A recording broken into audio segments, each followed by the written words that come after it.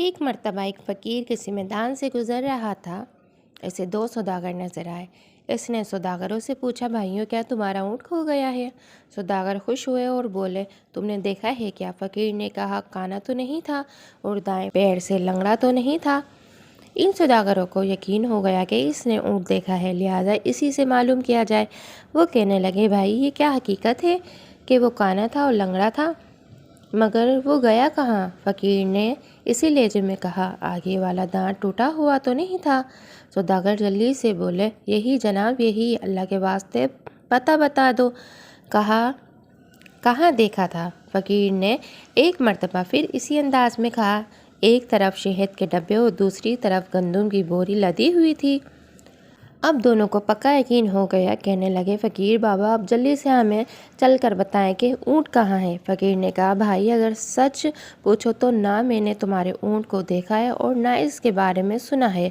میں ابھی تم دونوں سے سن رہا ہوں کہ تمہارا اونٹ کھو گیا ہے۔ سوداگر حیران ہو گئے اور سمجھے کہ وہ ہم کو دھوکہ دے رہا ہے۔ دھمکی دے کر کہنے لگے، اسی اونٹ پر دوسرے سامان کے ساتھ ہمارے جوہرات بھی رکھے ہوئے ہیں۔ اگر نہیں بتاؤ گے تو تمہیں قید کر دیں گے۔ فقیر نے جواب دیا، بھائی مجھے دھمکی نہ دو، میں نے تمہارا اونٹ نہیں دیکھا۔ اس پر سوداگر فقیر کو پکڑ کر قاضی کے پاس لے گئے۔ قاضی کو بھی فقیر نے وہی بات بتائی۔ جب تم نے اونٹ دیکھا ہی نہیں تو اس کے بارے میں اتنی صحیح باتیں کیوں کر کے بتا رہے ہو؟ قاضی نے تعجب سے پوچھا۔ فقیر نے مسکرا کر کہا، قاضی صاحب میری بات سن کر آپ ضرور شک میں مبتلا ہوں گے، لیکن میں اب آپ کو حقیقت بتاتا ہوں۔ جب میں گھر سے نکلتا ہوں تو آنکھیں کھلی رکھتا ہوں۔ آج صبح میں ایک جگہ سے گزرا تو میں نے دیکھا کہ ایک اونٹ کے پیروں کے نشان تو موجود ہیں لیکن کسی آدمی کے پیروں کے نشان نہیں ہیں، جس سے میں سمجھا کہ یہ اونٹ رسی توڑ کر بھاگا ہے۔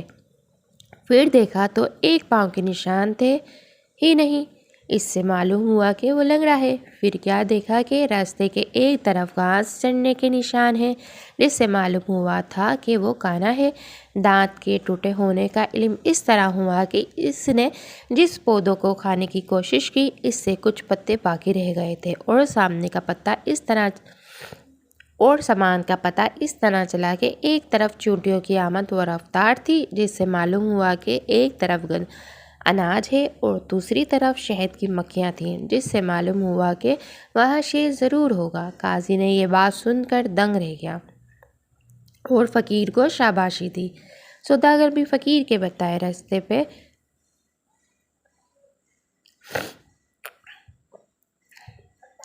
قاضی یہ بات سن کر دنگ رہ گیا اور فقیر کو شاباشی دی۔